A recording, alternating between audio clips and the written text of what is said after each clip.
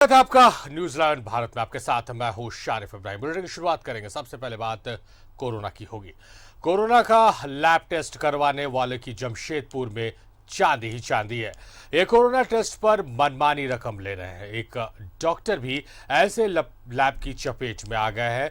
उस डॉक्टर ने audio recording साझा किया है। तो किस तरह से आपदा में अवसर तलाश रहे हैं लोग और किस तरह से लैब का खुलासा हुआ है, और सबसे महत्वपूर्ण बात है कि इस लैब का खुलासा किसी आम आदमी ने या किसी मीडिया हाउस ने स्टिंग ऑपरेशन में नहीं किया। एक डॉक्टर खुद जो कोरोना योद्धा है उस जब संक्रमित हुए तो उन्होंने लैब में बात की है और पर्दाफाश किया, क्योंकि उन्होंने उस ऑडियो को रिकॉर्ड कर लिया है और किस तरह से लैब वाले उनसे मनमाने तरीके से पैसे वसूलने की बात कर रहे हैं। जब ऑडियो आपको हम सुनाएंगे तो सारी चीजें खुलकर सामने आ जाएंगी। तो सरायकेला में कोरोना महामारी को कुछ लोग अवसर बना रहे हैं और दवा के साथ साथ गैस सिलेंडर की कालाबाजारी कर रहे हैं। लैब की चांदी है जो मनमाने दर पर टेस्ट कर रहे हैं। इसका शिकार आम आदमी ही नहीं बल्कि डॉक्टर भी हो रहे हैं। पूरी रिपोर्ट देखिए। कोरोना का लैब टेस्ट करने वालों की चांदी। कोरोना टेस्ट की ले रहे मनमानी रकम। डॉक्टर भी आए ऐसे लैब की चपेटे में। डॉक्टर ने साझा किया ऑडियो रिकॉर्डिंग। कोरोना महामारी में आरटीपीसीआर टेस्ट करने वाले लैब की इन दिनों चांदी है। सरकार ने निजी लैब के लिए 600 रुपए तय किए हैं, लेकिन आज ये मनमानी दर पर टेस्ट कर रहे हैं और इसका सबूत है ये ऑडियो। 3 से 4 दिन लग जा रहा, 4 दिन 4.5 दिन। ठीक है। एक है हमारा रांची का, जो रांची गुरु नानक हॉस्पिटल डॉक्टर पूजा माइक्रोपैक्स लैब है। ठीक है। वो उनसे हम लोग का टाई अप है ऑलरेडी। तो आज जैसे अगर आप सैंपल लेगा तो कल रात को अगर आप सही नंबर देंगे तो कल रात को आपके व्हाट्सएप पे रिपोर्ट आ जाएगा, और कल रात को नहीं आएगा तो आप दूसरा दिन सुबह फोन करना, सुबह आ जाएगा। उसका हम लोग ज्यादा चार्ज करते हैं, 1500 का। कितना? 1500? हाँ जी। इसका कितना दिन? 3-4 दिन लगाते हैं। इसका तो अंकल अभी देखिए बहुत अभी थोड़ा सा इस पे लोड पड़ गया है कि मैनकाइंड के ऊपर, तो इसीलिए मैनकाइंड की पैथकाइंड है ये? मैनकाइंड का ही पैथकाइंड है। ठीक है तो कंपनी फ्रेंच मैनकाइंड का ही है ना, पैथकाइंड। वो पैथकाइंड मैनकाइंड का ही है? हाँ, उसका जितना ऑल ओवर इंडिया ब्रांच है सब पैथकाइंड का ही है, मैनकाइंड का ही है।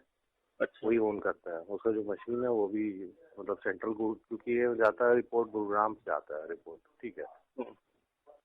तो आपने कुछ ऐसा होगा बता दीजिए कौन सा टेस्ट कराना है। तो एक ईएसआई अस्पताल में काम करने वाले हड्डी रोग विशेषज्ञ डॉक्टर संजय कुमार ने खुद को आइसोलेट कर लिया था, लेकिन दिन रात मरीजों की सेवा में लगे इस डॉक्टर को लोगों ने कैसे लूटा, जरा इस ऑडियो को गौर से सुनिए। आदमी कहते करा ही दीजिए हमको इमरजेंसी में मेरा।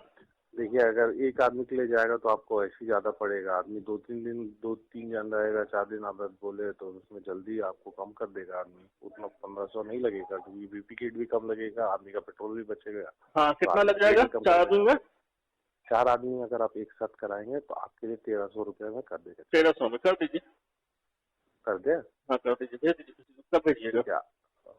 कब भेजिएगा? हम आज लाइन अप कर देते हैं, क्योंकि एक दिन पहले ही रूटीन एक दिन पहले ही सब सारा वो लोग को अपॉइंटमेंट दे दिया जाता है, लिस्ट दे देते हैं दूसरा दिन का। तो हम सेकेंड हाफ में आपका अरेंज कर देते हैं, सेकेंड हाफ में चल जाएगा। तो सुना आपने, आम ही नहीं डॉक्टर भी लुट रहे हैं।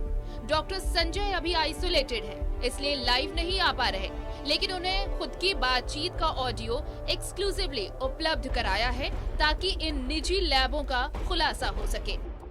अभी फोन कर रहे हैं। व्हाट्सएप पे क्या होता है ना कि मशीन में जाता है, जैसे ही सैंपल जाता है वो जैसे जैसे रिपोर्ट आता है वो ऑटोमेटिकली आपको रात ही को मिल जाता है। ठीक है, 9 बजे 10 बजे के बाद।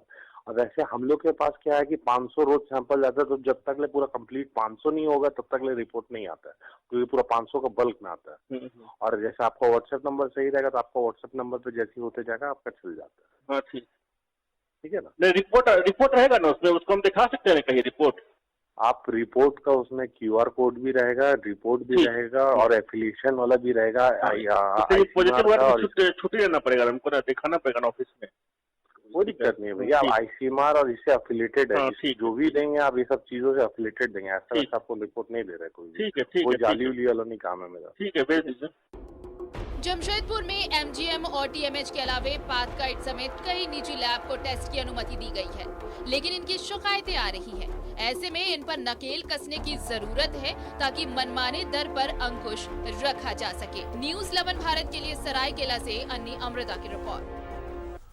जाहिर तौर पर इन पर नकेल कसने की आवश्यकता है और एक डॉक्टर ने इस ऑडियो को रिकॉर्ड किया है। हालांकि वो क्वारंटीन में है, नहीं तो वो लाइव हमारे साथ जुड़ते और ज़रूर बातचीत करते। तो आम जनता भी अगर इस तरह के लैब या हॉस्पिटल्स उनसे पैसे ऐंठने की या वसूलने की कोशिश कर रहे हैं तो उन्हें आप रिकॉर्ड कीजिए। न्यूज़ 11 आपके साथ खड़ा, क्योंकि इस आपदा के अवसर को हम अवसर में किसी को बदलने की इजाज़त नहीं देंगे। न्यूज़ 11 भारत तमाम तरह के खुलासे लगातार कर रहा है। सुनील हमारे सहयोगी हमारे साथ लाइव जुड़े हुए।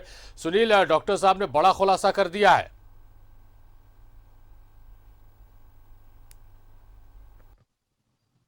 जी बिल्कुल, मैं आपको बता दूं, एक भोजपुरी में कहावत है, चिड़ै के जान जाए और लड़का खिलौना।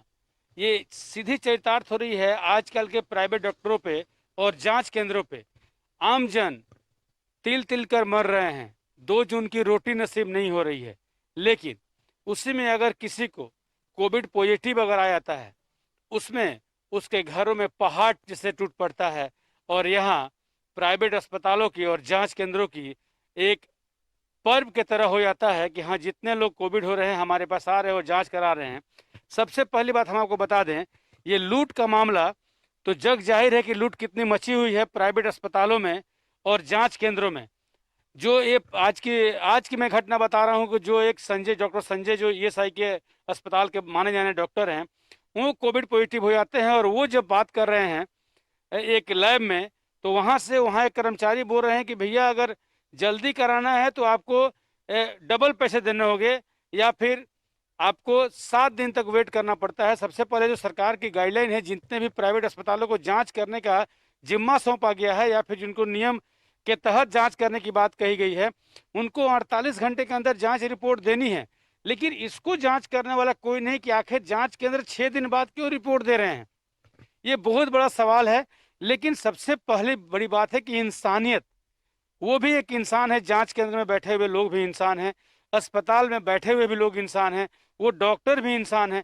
लेकिन दिन रात मेहनत करके अपने जान को जोखिम में डाल करके बहुत सारे ऐसे डॉक्टर हैं जन की सेवा कर रहे हैं, आम जनों की सेवा कर रहे हैं।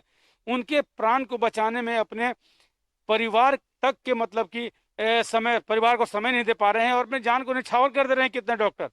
आपको बता दें, इस कोरोना काल में सरकारी नुमाइंदे जितने भी हैं, बहुत सारे सरकारी संस्थाएं हैं, एनजीओ है, यहाँ तक कि सरकार के जो बैठे रहनुमा है, सरकार में बैठे जो रहनुमा है, उनके तरफ से भी ये गाइडलाइन आ रही है कि भाई आप सेवा की भाव रखिए, ना किसी को सताइए और ना ही किसी से लूटिए।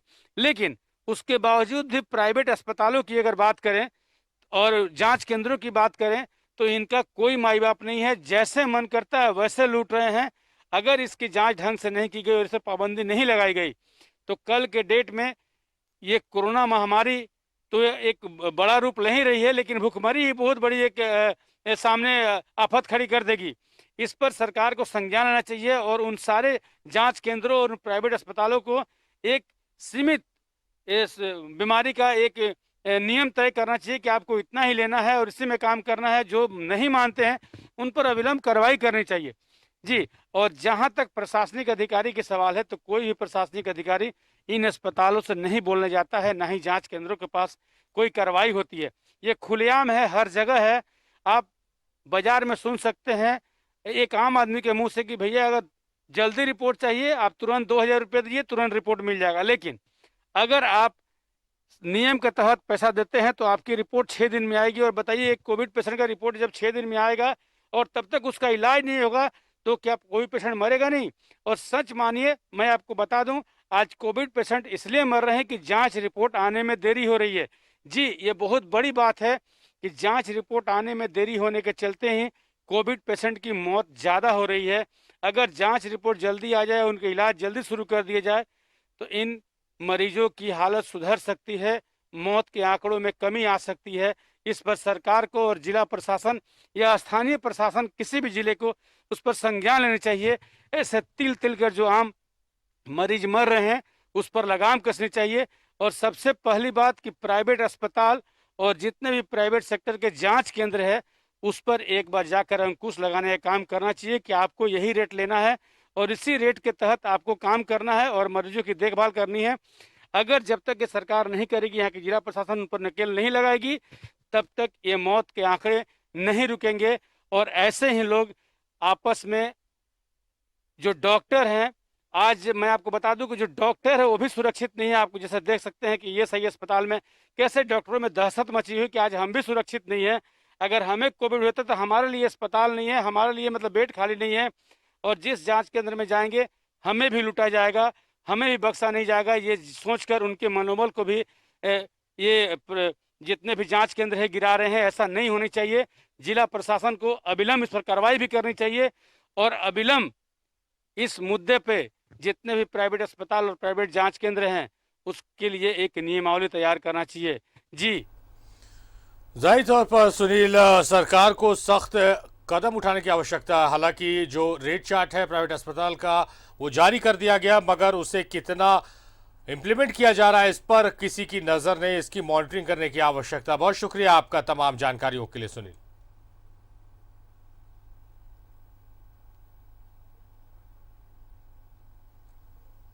तो निजी लैब किस तरह से मनमानी कर रहे हैं यह उदाहरण देखने को मिला है, जब एक डॉक्टर को भी लूटने से बाज नहीं आए हैं ये निजी क्लिनिक वाले।